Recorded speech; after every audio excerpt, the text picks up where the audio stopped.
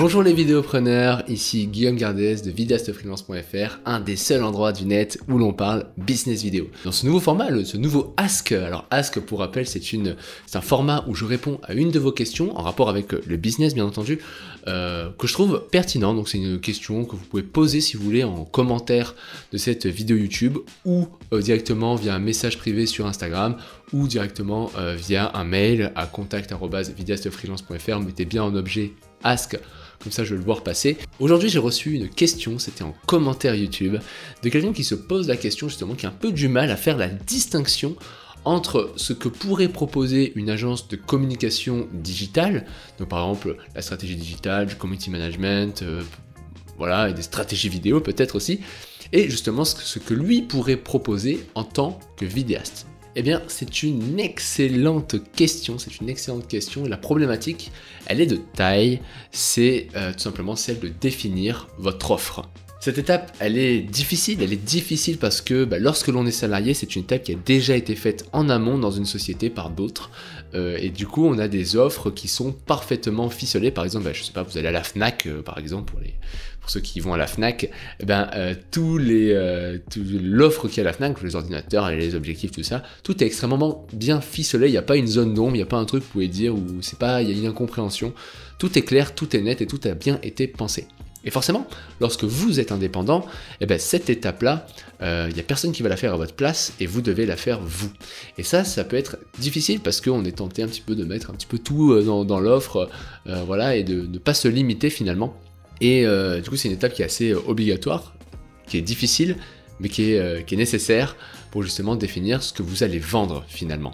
Et ce qu'il faut comprendre, c'est que dans le monde de l'entrepreneuriat en général, ce que je dis, c'est pas forcément lié au monde des vidéastes, c'est qu'il n'y a pas de règles, il n'y a pas une bonne façon de faire et une mauvaise façon de faire. En soi, votre offre, vous pouvez mettre ce que vous voulez dedans. Il y a 3 éléments physiques qui vont mettre une limite à votre offre. La première, c'est votre envie. Tout simplement, si vous n'avez pas envie de faire quelque chose, forcément, ça va limiter votre offre. Ça, c'est assez normal et compréhensible. Il y a aussi l'étendue de votre compétence. Parce que si jamais je vous dis, voilà, il faut me créer 4 séquences SEA en mode payant, acquisition, lead, truc, enfin des termes comme ça que vous comprenez absolument pas, forcément ça va pas être dans vos capacités et vous-même vous n'aurez pas envie de vendre un truc pareil.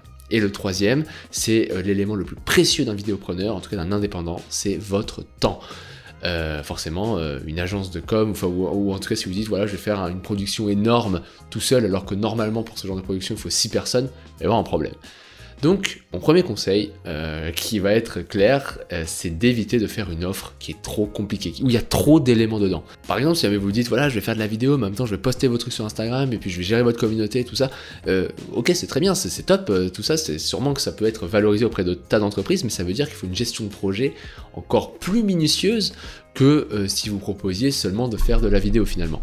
Donc pour moi, si jamais vous débutez, vous êtes au stade où vous avez peut-être eu quelques contrats, mais voilà, vous faites, on va dire, 10 000 euros, 15, 20, 30 000 euros de chiffre d'affaires, le mieux, c'est tout simplement de vendre votre capacité à créer des vidéos, donc votre compétence vidéo, et aussi vendre le conseil, c'est-à-dire l'idée du conseil de confiance, de comprendre les tendances de ce milieu et de savoir les réadapter justement dans les enjeux de la société que vous prospectez.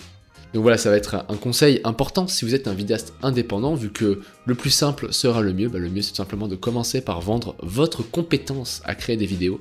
Et croyez-moi qu'il y a tout un tas de sociétés qui souhaitent avoir cette compétence, qui souhaitent faire appel à vous parce qu'ils ont des enjeux aujourd'hui, ils ont déjà des équipes marketing qui gèrent tous les trucs de communication, et eux ils ont besoin de quelqu'un qui fasse la vidéo, mais surtout donc de l'exécution, mais aussi du conseil qui les aide à connaître et à comprendre un petit peu les tendances de ce milieu ou les tendances qu'il peut y avoir sur les réseaux sociaux, des choses qui pour vous peuvent vous paraître basiques, mais qui pour une entreprise ne l'est pas, c'est-à-dire qu'ils ne font pas cette veille-là en permanence, donc ils ont besoin de vos conseils. Et du coup, dans ce cadre-là, une agence de communication, ça peut être un super partenaire pour un vidéaste, pour faire du chiffre d'affaires pour vous, pour avoir des contrats, et pour créer du contenu vidéo tout simplement pour cette agence. Puisque eux, ils peuvent s'occuper quelque part de la stratégie média, et vous vous occupez justement d'aller faire ces vidéos sur les tournages, donc ça peut être un excellent partenaire, il peut y avoir peut-être un deal sous-jacent ici. Et donc pour répondre à la question, à la base, ce qui va différencier, le vidéaste indépendant, son travail ça va être de créer la vidéo et de conseiller le client sur les tendances vidéo, les tendances qu'il y a sur Instagram, les tendances qu'il y a sur YouTube, les tendances qu'il y a sur LinkedIn, ce qui fonctionne dans une industrie, tous ces éléments-là, là où une agence va prendre plus une stratégie 360, disons, c'est-à-dire qu'ils vont faire du digital, mais ils peuvent faire aussi, je sais pas, des flyers, des tas de trucs en fait, des affiches 4x3 qu'on peut voir sur les routes. Et ça va être plus une stratégie d'exécution de A à Z, c'est-à-dire que voilà, comment on va monter les réseaux, comment on va faire ci, comment on va faire ça.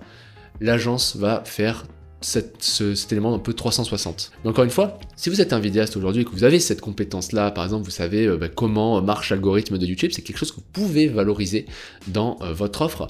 Bien entendu, c'est plus complexe parce qu'il y a plus d'éléments à expliquer aux clients, mais c'est quelque chose qui peut être possible à faire. Et d'ailleurs, pour ma part, c'est moi ce que j'ai fait en proposant justement à certains des clients que j'avais une stratégie de développement sur YouTube afin d'utiliser ce dernier réseau comme une force de vente et augmenter le chiffre d'affaires et la visibilité sur Internet. La contrepartie, c'est que des fois en prenant ce chemin, voilà, quand vous faites des vidéos pour YouTube, vous faites un petit peu moins de création et un peu plus de stratégie de développement d'entreprise. Donc moi, développer des entreprises, en tout cas les stratégies de développement, c'est quelque chose que j'aime et que j'affectionne tout particulièrement, et c'est un petit peu un jeu quelque part, si je peux appeler ça comme ça. C'est un jeu où vous cherchez à développer une entreprise, c'est toujours intéressant. Mais si vous, c'est pas votre truc, il va falloir se poser la question justement de vers où vous voulez aller. Si vous voulez faire plus de création, il va falloir plus aller s'orienter sur un modèle d'agence, de créatif quelque part, que sur un modèle où vous allez proposer ce genre de service annexe. Et donc voilà, j'ai répondu à cette question. J'espère que cette vidéo vous a plu. Si vous avez des questions, commentaires, n'hésitez pas, j'y répondrai, en tout cas si elle revient régulièrement, bien entendu, je piocherai là-dedans régulièrement. Donc si vous jamais voulez avoir une réponse à une question, quelle qu'elle soit, il n'y a pas de questions stupides, posez-les et j'y répondrai dans ce format-là. Et si jamais vous avez comme projet de lancer et développer une agence de création vidéo et que vous avez besoin d'aide sur le plan commercial, il y a une formation gratuite qui est accessible dans la description de cette vidéo. Sur ce, moi je vous laisse là, je vous dis à bientôt et bon courage dans vos projets.